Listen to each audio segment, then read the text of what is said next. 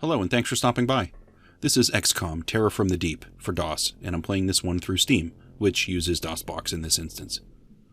Terror from the Deep was released by Microprose back in 1995. It was also released in the Sony PlayStation. I believe it might have been one of their long boxes. Taking a step back, XCOM is actually a pretty popular strategy franchise, and it started way back in the 90s. It's had a bunch of sequels throughout the years, and this was the first sequel. Now, I played this game on my PC back in college, and I was playing it off of 3¼ inch floppy disks, and I remember loving this game back then, and it's just as good now. Honestly, this game is the exact same as the first XCOM game. The interface, the scale, it's the same game, just with one twist. In the first game, you're fighting aliens, but in the second game, you're fighting aliens that are based in the oceans. So, the first game is just aliens that are always on land. In the second game, it's mostly them being in the water. Now, on paper, this water theme adjustment, it kind of seems like it'll be really minor, but it's a great game, and it really works. If you love the original XCOM game, I think you're going to love this one. And if you love this game, you're going to love the original game as well. They're both great. In this one, you play a commander of XCOM, which is a global task force, and they're here to protect the planet from an alien invasion. They've started invading the planet. This is the group that's going to take care of that. In this particular game, obviously, they're coming from the ocean. There are two main sections of gameplay that you have to navigate, and in both cases, time is a major factor in your success. I'll be talking about time a bit, because it's important. When you're boots on the ground fighting, each of your characters has a time meter that you have to use in order to move, attack, or maybe switch weapons. Actions that you take will subtract from your time meter. When you're in the overworld map, you have various time buttons you have to control how fast time moves forward, by minutes, hours, or days. You'll select these buttons as you need time to advance depending on what you're doing. For me, I tend to go between the 5-second increment and days. When you start the game, you begin on the overworld map. You need to select a point on the map to start your base, and then you have to worry about recruiting and building up your force. This main top-down world interface is where you're going to do everything besides your hand-to-hand combat. This is where you buy stuff, build stuff, research stuff. You're going to need to build a base, and you can buy things or build things. When you do these things, they take time to complete. As you build new parts of your base, it's going to take time for those areas to be built. As your scientists start to research things, it's going to take time. As you have your technicians build all that cool stuff you've been researching, it's going to take more time. Now, all this time has to pass, and you have to manage all of the stuff that's going on around this, because at the end of every month, you're going to get graded. You're graded by all the different countries that are funding your organization. If they like what you've done, you might get more funding. If they don't like what you've done, they might reduce your funding. If you do poorly for a few months in a row, you're going to lose too much funding, and basically, they're going to give up on you and the aliens will take over the planet. How do you get countries to keep liking you? Well, there is a ton of alien activity going on across the planet. As you build things and research, you're going to find these aliens, they're terrorizing and they're killing people all over the planet. It's your job to stop them. You're going to have to learn how to intercept ships, shoot them down, and stop various terror events as they occur. Your first base will come with a few ships, and it'll have some soldiers that are armed as well. Eventually, an alien is going to show up on radar, one of their ships. It's either going to land, or you're going to have to shoot it down. In either case, whether it's shot down or whether it lands, you need to load up your soldiers into one of your transports, and send them off to kill the remaining enemy and loot all their stuff. When you land at the site, the gameplay is going to switch to a 3/4 view, and now you move characters around one at a time, using everything that you have equipped, along with whatever the individual statistics are for these characters, and you're going to have to make your way through the map trying to figure out how to root out and defeat all these aliens. In this 3/4 inch view interface, the game operates in turns. You have an opportunity to manipulate all of your soldiers how you see fit, and you have to try to compensate for time and danger. And you can't see everything. The game has fog of war.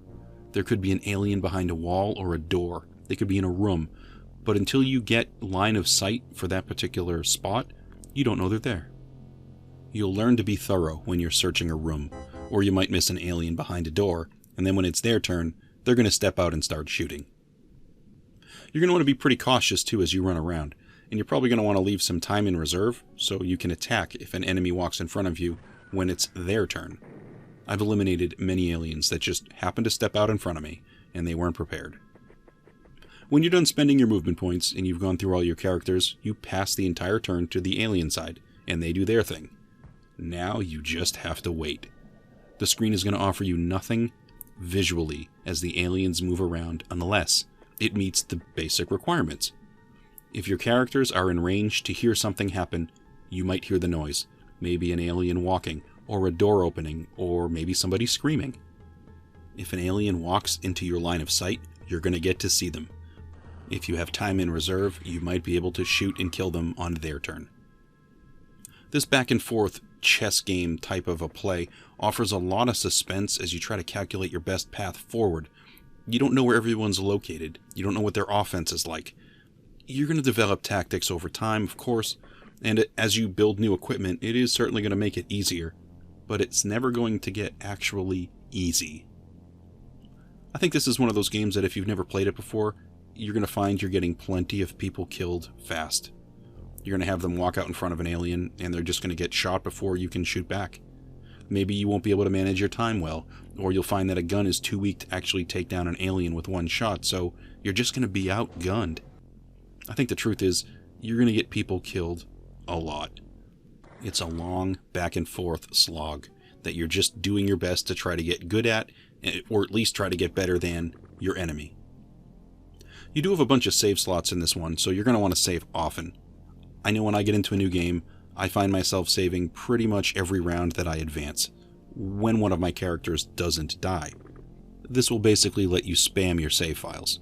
If you die, you can reload the last stage and try again. It does take up time. It adds time to the game, but it's a long game to begin with. And you want to keep your soldiers alive, because the longer they stay alive, the better skills they develop along the way. They get more time, they get more accurate. Those things are important, especially to the end game. It's not unusual for an encounter to take a long time to beat. Like an hour or so is not unusual. Of course, it's depending on the scenario, how many aliens there are, and what you're trying to do. But it's not a quick game.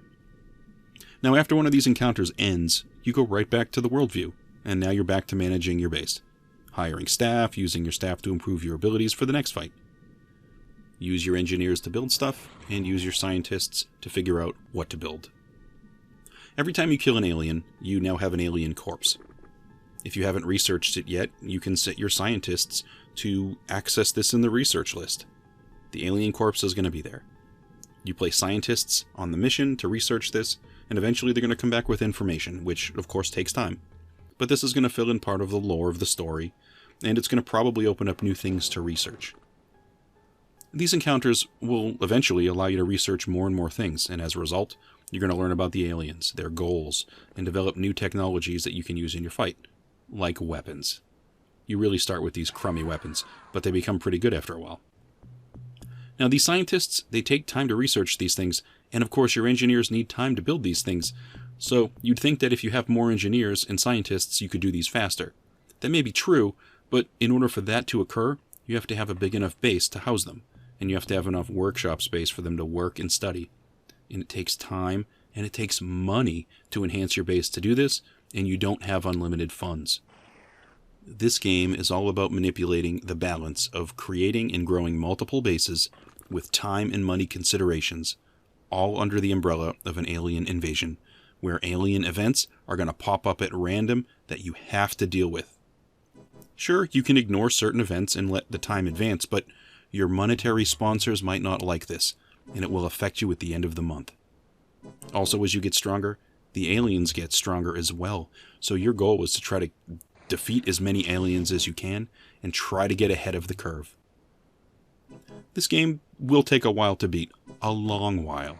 If you're into strategy games, I think this is an awesome game to have. Even this version from the 90s, yes, the graphics might not be as advanced as the modern versions, but it's perfectly playable and it's well put together, and it should be remarkably cheap through Steam. This game punches far above its weight. It's great. Well, that's all I have today for XCOM Terror from the Deep for DOS. If you like this type of content, please feel free to like and subscribe and all that stuff, and thanks for stopping by to take a look. Hope to catch you on another video.